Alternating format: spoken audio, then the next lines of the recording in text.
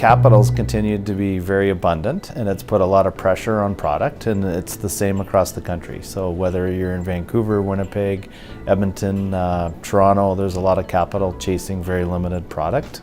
It's been that way a couple of years now. With a little bit of pressure on interest rates, we might see a little bit of product free up, but it's still a very tightly held market. I think the investor attitude is a little more optimistic. I think people have sat on the sidelines for a while expecting to see a little bit better pricing or more product, and they have not seen that.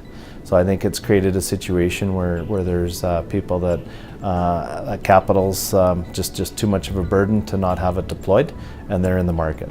Well, I think there's going to be a lot of pressure to make sure interest rates do not rise rapidly. I think there's going to be a lot of issues on the average Canadian household if they go up too quickly, and that'll create other problems for the economy that nobody would like to see. However, I do see there's a need for a return, and once interest rates do go up, it's going to create other opportunities for investments, bonds, and other financial instruments too that might relieve some of the pressure on the real estate markets.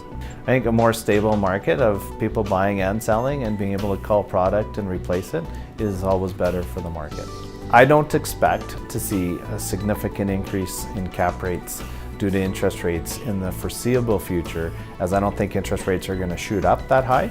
Secondly, I think that there's enough of a spread as as cap rates were compressed. They didn't compress as much as what the underlying interest rates went. So there's definitely a bit of a cushion there. I've lived here all my life, and I've been in this business since 1988, and it's always a good place to be in the capital markets. Edmonton is coming to its own. It's a city that's hit a critical mass a number of years ago that has created many opportunities for companies that may or may not have looked at Edmonton in the past.